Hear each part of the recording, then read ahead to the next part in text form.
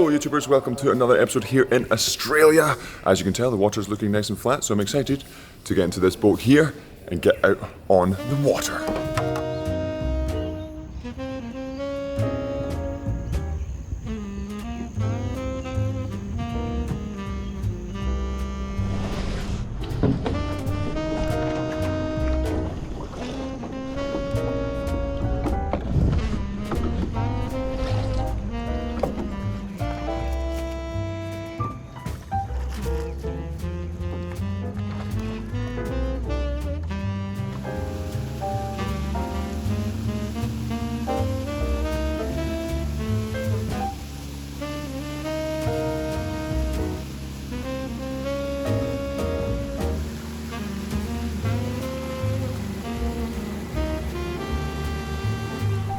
And we've made it to the top end of today's paddle. Lovely, pretty much 10k. Now we've got 10k back, but instead of just a nice paddle up, we've got some more intensity to bring us back to the boat club. So, fingers crossed, it feels like it takes a little less time.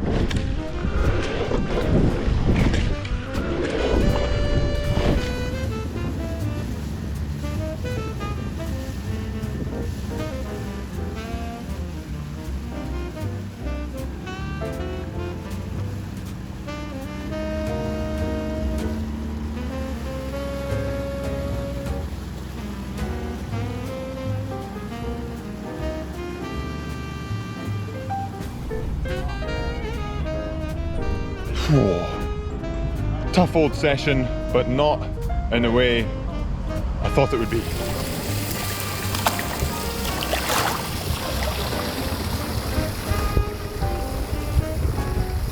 And we've made it back into the pool post session. Like I said, very tough session. Found that one really hard. Not from what you would normally think it was a tough session, and I'm not sure if you could maybe tell from the title. I'm not sure what the title of this video is yet, but unfortunately I basically had to stop rowing, or at least cut this session short to what it was supposed to be. Started off the session, it was a total 20k, paddled up to the top, as you saw, had a little chat at the top, and I was just feeling a little bit sort of, okay, I'm not quite moving across the water how I would normally do, but I was feeling that the technique was quite similar. But I just thought, oh, you know, just getting over the morning kind of thing. And then we started off the first piece, and big dog Jacko just took off, just went for it. And I was thinking, well, I'm not that tired, and physically I wasn't breathing super hard, I wasn't really going for it. And then just after even the first minute or so, my hands were, so I'm not sure if you can see, in a previous episode the blisters were a lot worse, but the blisters now aren't too bad. But I think what's been happening is, with the blisters being bad, I've been adjusting my grip a little bit to really not grip, and which is a couple of different ways of how things have happened. Either I've not really been gripping and then really been sort of hanging on the hand and putting a lot of pressure on my actual hand, or I've been over gripping and putting a lot of pressure on my hand, or gripping differently to how I normally would to avoid getting into blisters and putting extra pressure on my hand. So either way, extra pressure on the hand, and it almost feels like there's no handle on the oar. It feels like I'm almost got the hand just on the carbon. I think I've sort of bruised my actual fingers rather than just being blistered. So not ideal, and it just means that I can basically not put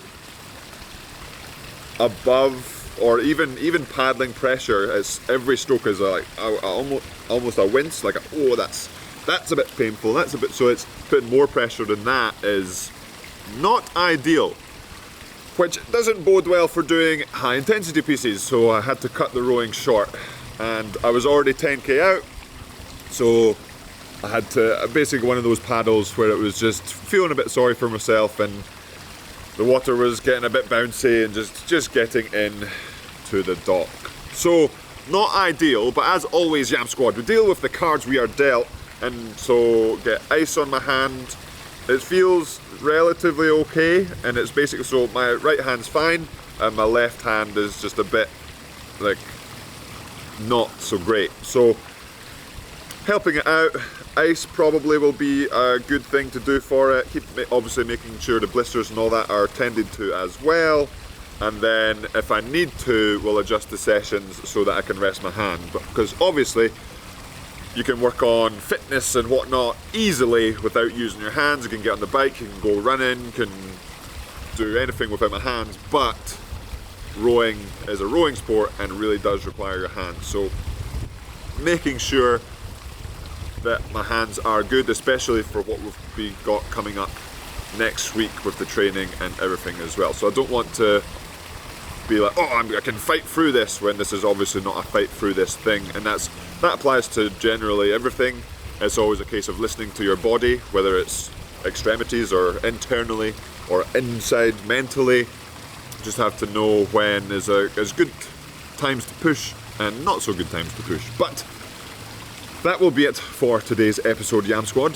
A little bit of unfortunate variation, and I was really looking forward to getting out there with Big Dog Jacko this morning after a couple of days, or it ended up being a day and a half. I wanted to get back and think, okay, good technique, good pieces, let's see how we're getting on, and it didn't quite end up that way. But that is what happens, and we deal with it. So I'm going to deal with it. So follow along with me, Yam Squad, to see how I do deal with it. Fingers crossed it's not a long-term rest kind of thing. It should be at maximum a day or so, but that's for future Yam Squad to look forward to see what happens. And if you did enjoy this episode or have advice for the hands, blisters wise I've got it covered, but hand wise, any suggestions? I've also, because the oars are different grips than I would use at home, they're a bit smaller, and so I might change the grips, but probably a bit too late to. It might help in the future, but now I need to get this better. So let me know in the comments below if you have any advice.